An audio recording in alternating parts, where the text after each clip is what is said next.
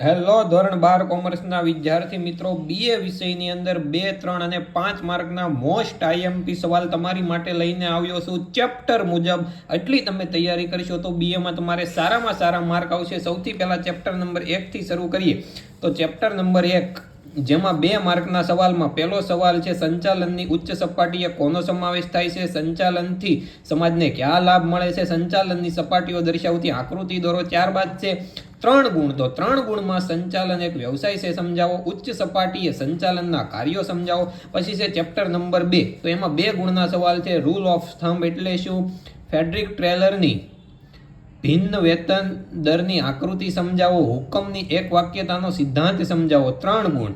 સંચાલનના સિદ્ધાંતનું મહત્વ એટલે કે ફાયદા જણાવો. પછી છે પીટર ઓફ ટ્રકરનું સંચાલન ક્ષેત્રે પ્રદાન સમજાવો. ચેપ્ટર નંબર 3 જેમાં 2 ગુણ. તો 2 ગુણના સવાલ છે ગૌણ યોજના એટલે શું, સર્વોચ્ચ અંદાજપત્ર એટલે શું, આયોજન પરિવર્તનશીલ હોવું જોઈએ શા માટે. 5 ગુણ. તો 5 ગુણના સવાલ છે આયોજનનો અર્થ આપી તેની વિવિધ સપાટી સમજાવો, આયોજનનો અર્થ આપી તેની લાક્ષણિકતા સમજાવો. ખાસ કરીને તમને કહી દઉં છું 5 માર્કના સવાલ કયા. 5 માર્કના સવાલમાં જો કોઈ ચેપ્ટર આઈએમપી હોય તો ચેપ્ટર નંબર છે 3, 5 અને 6 અને 11.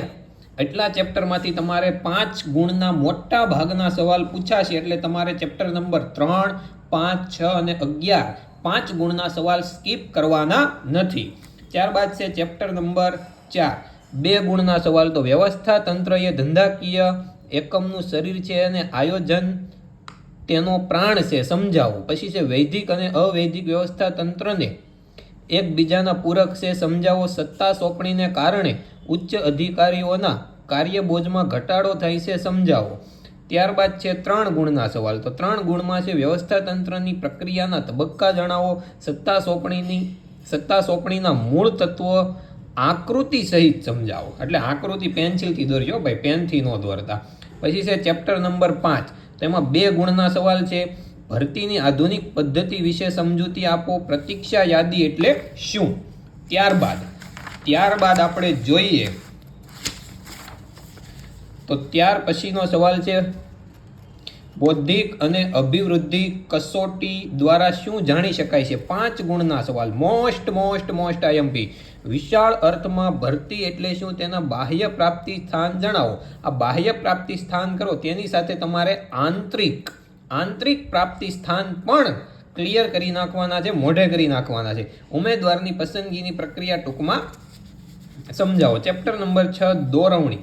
તો 2 ગુણના સવાલ છે માસ્લોની જરૂરિયાતના અગ્રતા ક્રમની માત્ર આકૃતિ. 2 ગુણમાં આવે તો માત્ર આકૃતિ જ આવે, મોટી સમજૂતી લખવા ન બેહતા.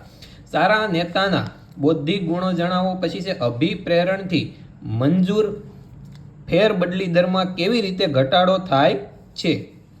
પછીનો સવાલ, પછી તો અમુક શબ્દમાં બોલવામાં મિસ્ટેક થઈ હોય તો જરીક તમે તમારી રીતે જોઈ લેજો.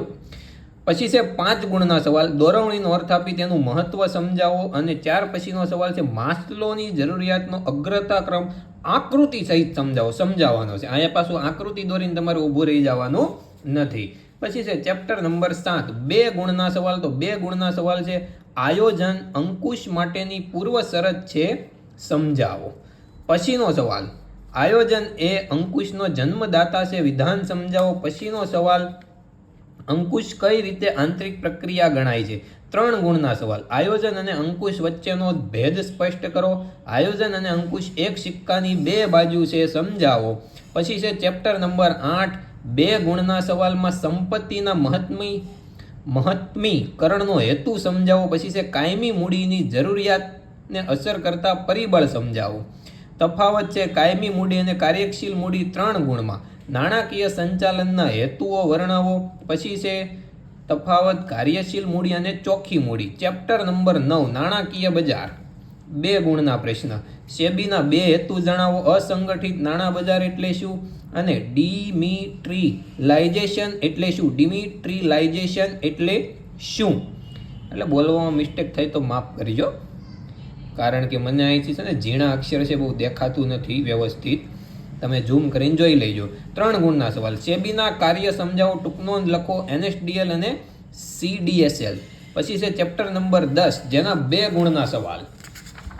તો ચેપ્ટર નંબર 10ના 2 ગુણના સવાલમાં પહેલો સવાલ છે લેબલિંગના ઉપયોગો જણાવો. પછી છે પેદાશ મિશ્રમાં કઈ બાબતનો સમાવેશ થાય છે, પેદાશ વિભાવના સમજાવો, 3 ગુણના સવાલ. સારા વેચાણકર્તાની લાક્ષણિકતા સમજાવો, જાહેરાતના કાર્યો ટૂંકમાં સમજાવો.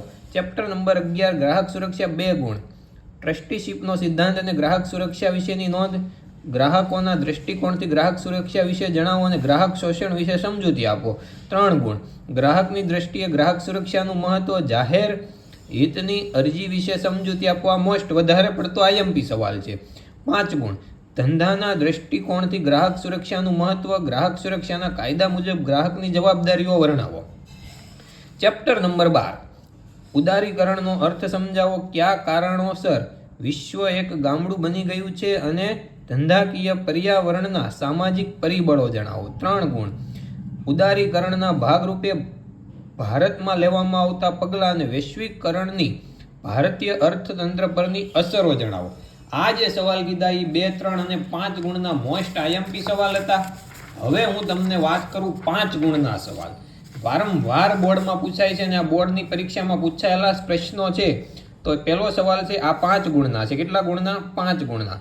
મારી 2, 3 અને 5 માર્કની આઈએમપી થઈ જાય પછી આ 5 ગુણના સવાલ એકવાર તમારે જોઈ લેવાના છે. પહેલું છે ગ્રાહક સુરક્ષાના કાયદા મુજબ ગ્રાહકના અધિકારો સમજાવો. પછી છે ભરતીના બાહ્ય પ્રાપ્તિ સ્થાનો વિશે વિગતે સમજાવો, જે આપણે અગાઉની આઈએમપીમાં જોયું હમણાં. પછી છે આયોજનની પ્રક્રિયા જોઈ. પછી છે પસંદગીની પ્રક્રિયા, આયોજનની લાક્ષણિકતાઓ આપણે જોઈ લીધી. નાણાકીય અને બિન નાણાકીય પ્રોત્સાહનો સમજાવો, ગ્રાહક સુરક્ષાનું મહત્વ અને તેનો અર્થ સમજાવો, કર્મચારી વ્યવસ્થાનો ખ્યાલ સ્પષ્ટ કરી તેનું મહત્વ સમજાવો, ભરતીનો અર્થ અને આંતરિક અને બાહ્ય પ્રાપ્તિ સ્થાન જે આપણે જોઈ લીધા. માસ્લોની જરૂરિયાતનો અગ્રતાક્રમ જોઈ લીધો. વૈદિક અને અવૈદિક માહિતી સંચાર વચ્ચેનો તફાવત જોઈ લીધો. ગ્રાહક સુરક્ષાના કાયદા મુજબ ત્રિસ્તરીય તકરાર નિવારણની વ્યવસ્થા સમજાવો. અને પછી છે ગ્રાહક સુરક્ષાના કાયદા મુજબ ગ્રાહકને મળવાપાત્ર રાહતો જણાવો. એટલું તમે કરશો તો 2, 3 અને 5 માર્કમાં મને નથી લાગતું કે આની બહારનું કાંઈ હોય. પહેલાં તમારે આ તૈયારી કરવાની, પછી તમારે ચોપડીમાંથી તૈયારી કરવાની છે. જો 100માંથી 100 તમારે લાવવા હોય તો, બાકી 80, 90, 95 લાવવા હોય તો આમાંથી ધબધબાટી બોલાવો.